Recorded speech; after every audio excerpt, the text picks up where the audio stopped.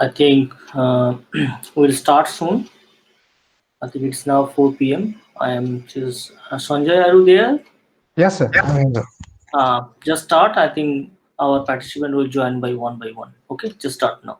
Okay, sir.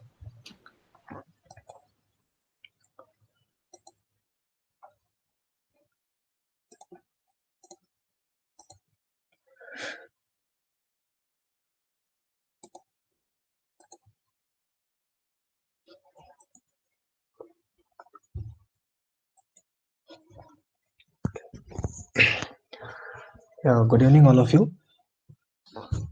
And that I would like to thank the course coordinator, uh, Professor Simant Pakira, to uh, give me opportunity to present my work on metal oxide-based memristive system for neuromorphic computation. So these are the content of my ongoing presentation. The first one is the basic theory of the memristor, and then why we need of memristor, and third one is the working principle of the memristive devices based on the different material system, and then switching mechanism, and next in the fabrication process for the crossbar array of the memristive devices, and then experimental results of fabricated memristive systems, and then goes to analytical modeling of memristive devices for the neuromorphic computation, then analytical results which is validate with the experimental data, and then finally applications. So firstly, I'm discussing the basic theory behind the memristive devices. Basically, the memristor shows the basic. It's like a circuit element.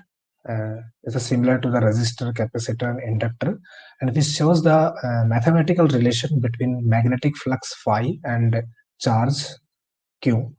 That is called d phi by dq equal to m. That is called m is the memristance.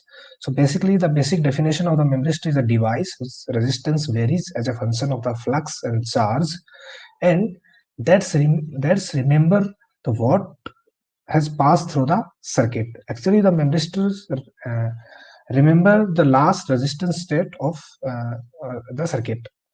So basic memristive properties are the it's consist of a pinch hysteresis loop in its IV characteristics, as I saw in this figure. In this figure, where IV characteristics, where pinch hysteresis loop is the fundamental property of the memristive system, and which the pass through the zero coordinate at I equal to 0 v equal to v equal to 0 is I equal to also 0, and that's the basic memristive symbols which is used in a representation in the electrical circuits. Thus, a memristor stands for the resistors which have memory. So memory plus resistor is called a memristor. Then why we need of the memristor? Basically, that here I have compared the different technology with the ongoing technology. Also, the comparison between different technology, as we know that the different memory technology roles crucial role in the present market, like DRAM, SRAM, hard disk, and recently in the RAM. So basically, these are the technology and having the different parameters. So it's a volatile or non-volatile in nature. So basically, as you know that DRAM and SRAM are volatile in nature. When you have remove the applied voltage, then you lost the data. And then hard disk and RAM is non-volatile in nature. Basically, the read time and write time is also important for our memory for our memory devices, which because it's decide our working speed of the of the memory devices. So, and then endurance cycle, how much your data will be stored and the long time, and what how much you will store your data for the how much cycle you will read and write for the particular memory devices. And then retention is also what the time limit you have your you still stable your data on correspond with respect to temperature as well as other environmental conditions. And then cost and also density, actually the fabrication. F is the minimum lithography size. So basically the density also decide the fabrication process, and how to build your devices to consist the maximum number of memory cell in a particular uh, centimeter square area or an inch square area. So that is the basic comparison. And I think all with the respect to the whole comparison with the different technologies, RM is having some advantages as compared to the present technologies in the range of endurance and retention. And then that's working principle. Basically, in the working principle, RM or memristive devices basically work on the two states, that's called set and reset mechanism. So when the device goes to the high resistance state to low resistance state, that is called the set process. And then the vice versa, it's called the reset process. When the device goes to the low resistance state to high resistance state, that is called the reset process. I will explain the next slide. Uh, in terms of the IV. And then the classification of resistive switching devices based on the applied voltage is also called the unipolar and bipolar uh, in the case of switching. So these are the working principle and the IV characteristics actually. So figure first shows the unipolar resisting switching devices when the set and reset phenomena are happened in the same quadrant. Okay, so that is called the unipolar. Either is the positive under application of the positive voltage as well as in the application of the negative voltage. So both the set and reset phenomena are happen in the same quadrant. So that is called the unipolar. And in the case of the bipolar, the set, suppose if the set is happened in the positive quadrant, then the reset process or the device goes to the low resistance state to high resistance state, and the reset process is uh, just opposite polarity. As you can see from the figure 2, basically here I have mentioned the oxygen deficiency basically mostly play the important role in the resistive switching devices. And when you are applying in a certain amount of positive voltage, then the oxygen vacancies also move towards the bottom side electrodes and then formed a conducting path between the top electrode and bottom electrode inside the metal oxide insulating material. And then device goes the low resistance state, that is called the set process. And then if you are just change the polarity of applied voltage, and then your again your conductive filament is ruptured, and then device goes to the high resistance state. That is process is called as the reset process, similar to the, so this process is called as a bipolar switching. And in the switching mechanism, basically the three kind of switching mechanism is followed by the different kind of memristive devices or different. Basically, is the based on the MIM structures of the respective devices or which material you have used as a metal contact. So firstly, I have discussed the memristive switching based on the thermal chemical mechanism, that is called a TCM. So in this case, uh, in this mechanism, the formation and rupture of the conductive filament inside the, as you can see that in the switching material, that is called a metal oxide materials, where the formation or fracture of the conductive filament by the oxygen vacancies or maybe metal ions migration due to joule heating. When you are applying a certain amount of voltage from the top and bottom electrodes, a certain amount of joule heating will be induced inside the devices, and due to this joule heating, the oxygen vacancies or metals ions are moved from to top to bottom or bottom to top, and then form the conductive filament, and device goes to the low resistance state. That is called the device in the set process. And then if you are applying a higher amount of voltage in case of the unipolar devices, or in case of the bipolar devices, you just change the polarity of applied voltage, your conductive filament is fractured or ruptured, and then device goes to the high resistance state. That is simply based on the TCM mechanism, thermal chemical mechanism. And in the second one is the resistive switching based on the valence change mechanism. In this valence change mechanism, basically here the VCM has the oxygen related, it's different from the TCM, and VCM has the oxygen related defects or vacancies, and then electrochemical reactions occurred in the resistive switching medium, that is called the SiO2. Here we have used the resistive switching medium as a silicon oxide, where the platinum both are the reactive metals, and when you applying a certain amount of voltage from top to bottom, then the oxygen deficiency inside the silicon dioxide will form the conductive filament between top and bottom, and then device go to the low resistance state. And then if you are applying a negative applied voltage as in to change the polarity, then oxygen vacancy, the filament of oxygen vacancies is fractured, and then device goes to the high resistance states. So basically all these mechanisms or the formation of the conductive filament happen in dielectric material only, that is called SiO2. No metal ions will play in a here no roles in formation of the conductive filaments. Metal ions not. And then in case of third, resistive switching based on the electrochemical metallization.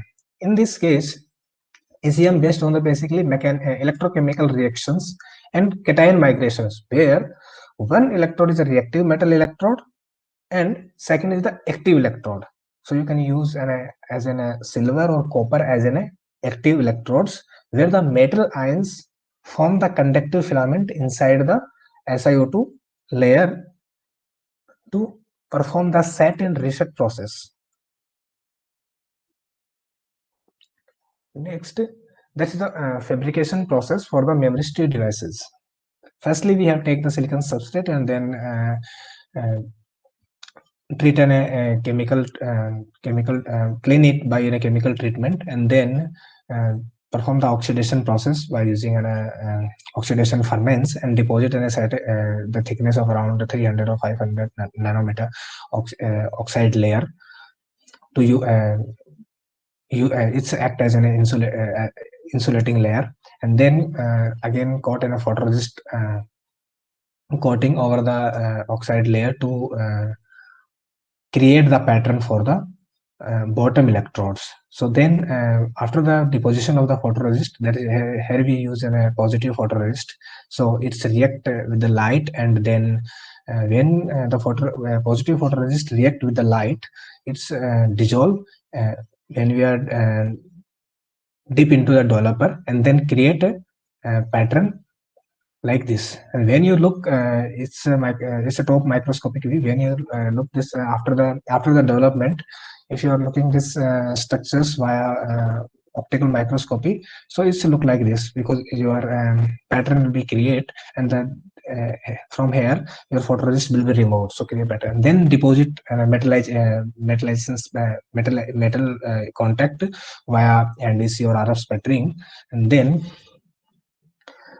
perform the lift-off process to create to form the bottom electrodes.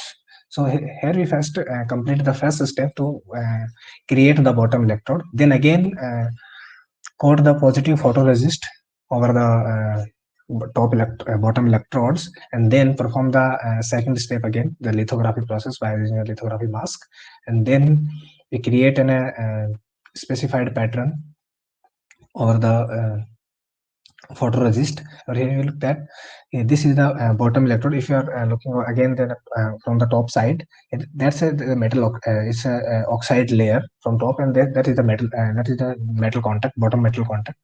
And here is the actually the gap. Photo is on here, so no photoresist here, because we have already created the pattern, and then again deposit switching layer, that is called metal oxide, like SiO2, yttrium oxide, hafnium oxide, tantalum oxide. You use the different material as in a switching layer, and then create the again perform the lift-off process, and then create the switching layer for the specified location, and then repeat the process again for the same process for the top electrode. Coat the positive photoresist, and then perform the lithography process same, and then create the pattern, and then deposit the metal contact to perform the metallization process, and then again lift off. So here you get the final structures of the memory for the device. Here the silicon substrate, metal, the oxide layer for the insulation purpose. Here the bottom electrode. Then in between the top and bottom is the switching layer, and then this is the top electrodes. And that is the final structures. You can also move on the crossbar array. So this is the structures of the fabricated crossbar array. Then you can also see the top the microscopic or optical microscopic top view. So the fabrication process is also similar to, because you have only changed your mask design, and you can also build around 500 or 600 devices on a 3-inch silicon wafer by using the crossbar array. So recently, we are doing only the single level device fabrication. It's for increasing the density. You can use in a 3D structures for again or layer to layer, and then create the high density crossbar array for increase the density of memristive devices. And then that is the experimental results of the fabricated memristive devices. Here the first one, the resistive switching characteristics. As you can see that these are the bipolar resistive switching. Here the N-type silicon. Here we use an N-type silicon as in a bottom electrodes. Okay, so here we don't need to deposit an insulating oxide layer or the bottom of the bottom electrode. So here we use in a MIS structures, that this is a semiconductor, that is the insulator, and that is the metal aluminum as a used in a top electrode. So here we get a bipolar memristive devices, resistive switching characteristics or developed devices, and then this device usually operate up to the 30,000 cycle. So that is called the endurance measurement. So till now, this device will be work on the 30,000 cycles, and we are trying to improve further for beyond to compete the industry standards. And then that is called that is the third one is the time and the resistance. So this is the retention measurement. Here we can see you can see that the device is around successfully run up to the 10,000 10,000 seconds actually. Okay, so after that maybe device will fail, because here you can see that both of the high resistance state and low resistance state are move. This goes upside and maybe is failed after some time. So after the failure, no meaning of the device will be not work further. And the last figure shows the basically the what is the impact of input applied voltage over the device current with respect to time. So basically the current with respect to applied voltage with the different pulse width. When you applied a 2 voltage pulse width for 50 millisecond, you got around 2.48 milliampere current, and then suddenly you increase the pulse width, goes to from just double the 50 millisecond to 100 millisecond. Then your device current will be increased, because due to some joule heating, because you are applying an input voltage within for the long time period. So you are increasing an pulse width, so device current will increase. And then for the next step, you increase the pulse amplitude. So after that, you are applying a longer amount of pulse amplitude of the voltage pulse. Then device current will be basically the resistive device current is depend on your applied input voltage amplitude as well as what is the pulse width. So on the both parameters, the device current will be influenced. On the similar, basically the first figure shows the synaptic weight, that is called the normalized device conductance, or as you know that change in the synaptic weight, basically device conductivity under the influence of the conjugative potentiation and depressing process. That is called basically the neuromorphic computation, where you applied in a certain amount of certain amplitude with a certain the pulse width. Suppose if you are applying in a positive pulse width with the amplitude of 4 volt with 100 milliseconds, the 50 pulse number of pulses is the 50. Firstly, for the 50 pulse, then your device conductance will be continuously strengthened or continuously increased due to number of pulses. So that is, this process is called as the potentiating process, or the potens- potentiating process. And then again, if you are applying in a negative pulse with the same amplitude and same pulse width, your device conductivity will be decreased because device goes in a high resistance state, and then this process is known as a depressing process.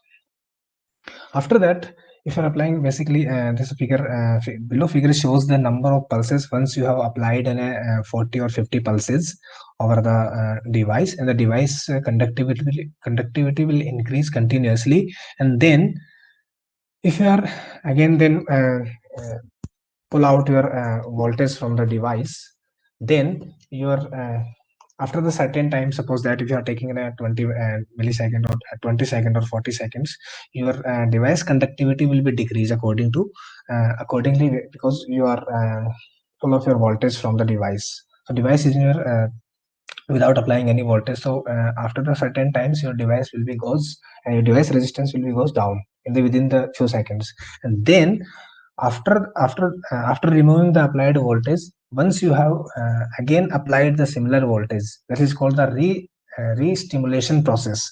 So then your device conductivity or your synaptic weight, actually also known as the synaptic weight, will increase up to 60 in just 9 pulses. Here you can see that, suppose that is here 60% around is the 30 number of pulses, at the 30 number of pulses. But when you are again apply the certain amount of voltage, then you will require an reducing pulse to increase to get a maximum amount of change in synaptic weight of the device. So that is called the, basically this process is known as an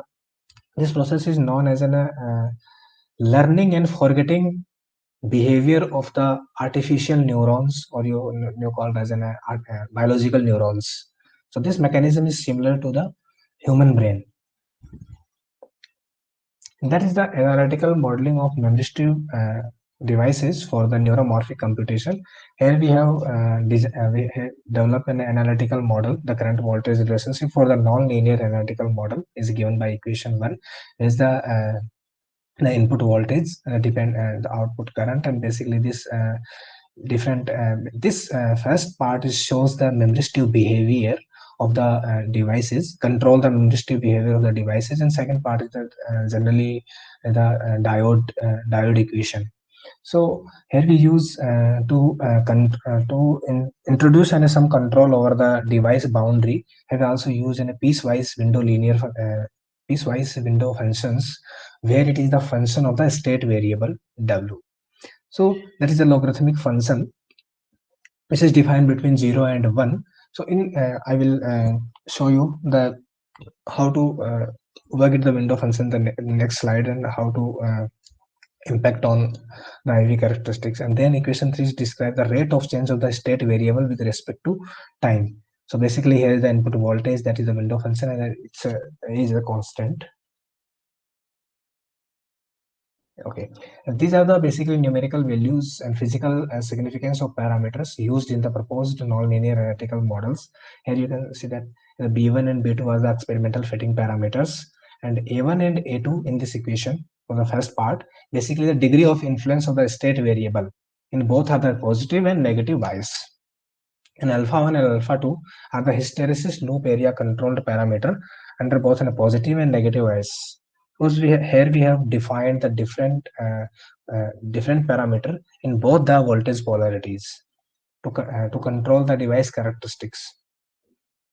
The J is the magnitude of the ideal diode behavior. Gamma is the ideal diode parameters like in thermal voltage and ideality factors.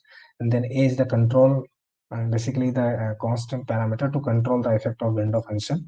And M is the control the effect of the input on the state variables, and p the range of the p is 0 to 10, basically the bounding parameter for the window function between 0 and 1. If your p's goes uh, beyond 10, your IV characteristics will be destroyed, and it's not shows the pinch hysteresis characteristics. So basically, this shows the so in this analytical modeling here we use a p equal to 2 to use to validate the experimental result of a memristive system. So basically, these are the schematic of MIS memristive structures. Here, bottom electrode use an N-type silicon substrate used in a bottom electrode, Y23 as in a switching layer, and aluminum as in a top contact. So here you can see that is the basically this is the electrical circuit diagram of our proposed equation, where the first part is the memristor, second one is the diode, or basically the bunch of the diode is called as an rectifiers, where you can apply the input voltage, and here the ground. So this is the basically circuit representation of our analytical equation, and this one is the window function with respect to the state variables. So you can easily say that, okay, when you increase the value of p from 2 to 10, then you can got the change in the state, window functions from 0 to 1. So that is the control the IV characteristics at that part.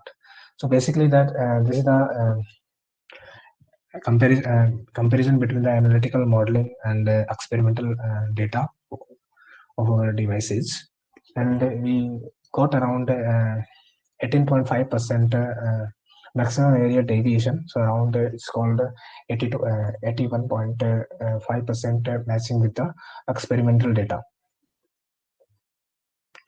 And in this analysis, basically actual power utilization by the systems and variation in the device conductance. So here we can see that when we are basically, as you know, that the power used by the devices is always in a positive quantity, but here it just shows the negative part. It just shows the current direction.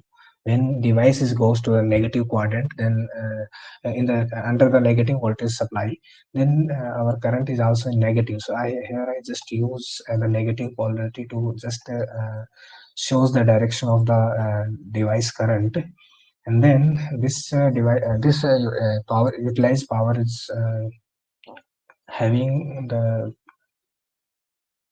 MED with the 2%. So I think it's a 98% matching with the experimental data, and that is the variation in the conductance. That is similar to the negative side portion of our IV characteristics.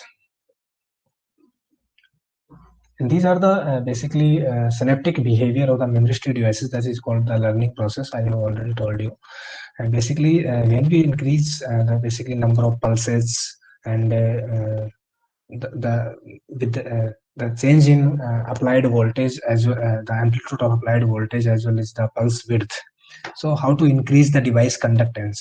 So that is the experimentally we have already told you, and these experimental data we have also validated with the experimental data with the analytical modeling, and got the same changes in the device current analytically. So our analytical models prove the experimental data the in very effective manners.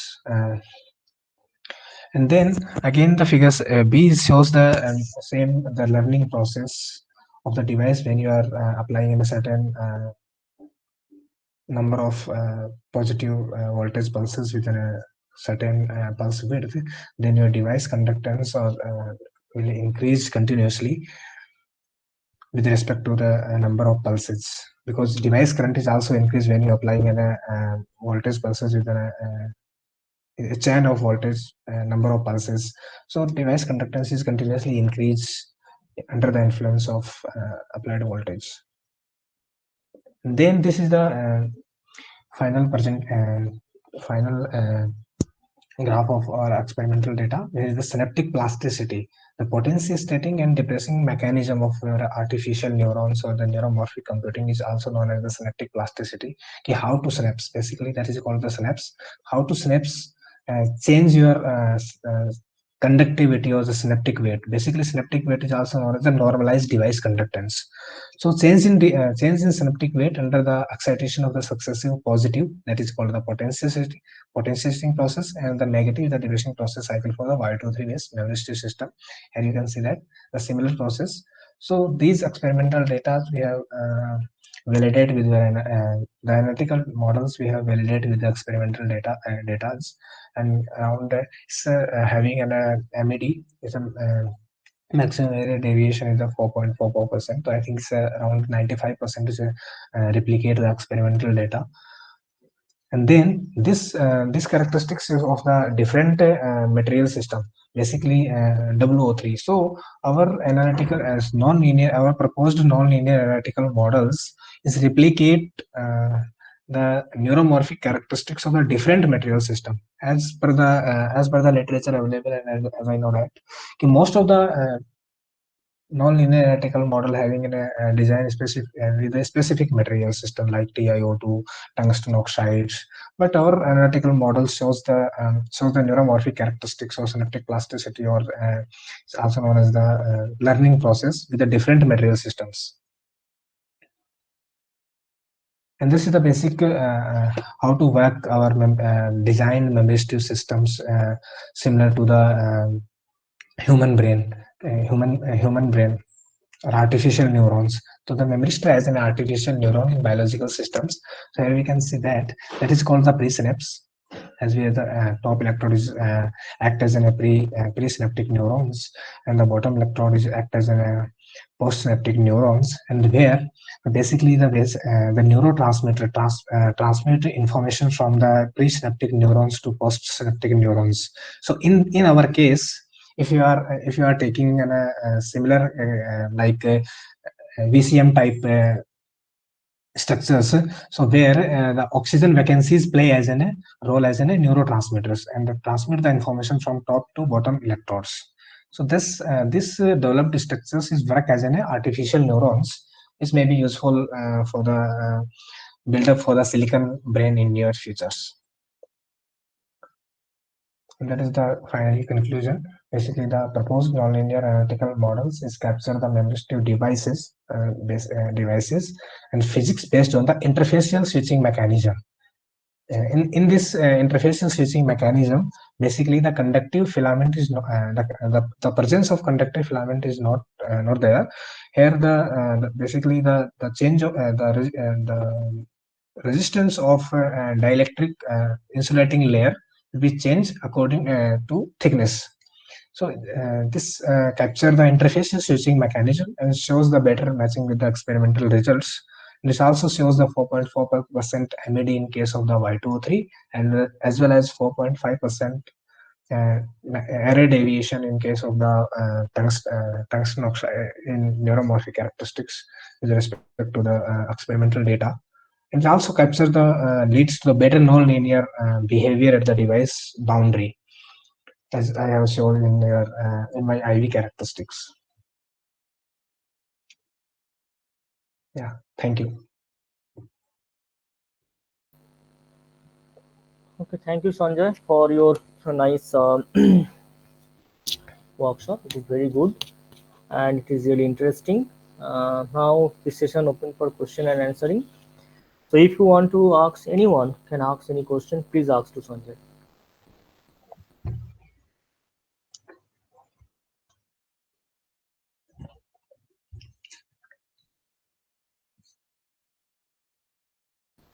Sanjay, you should write also here chat box your email ID. If someone interested in, they can write also to you personally.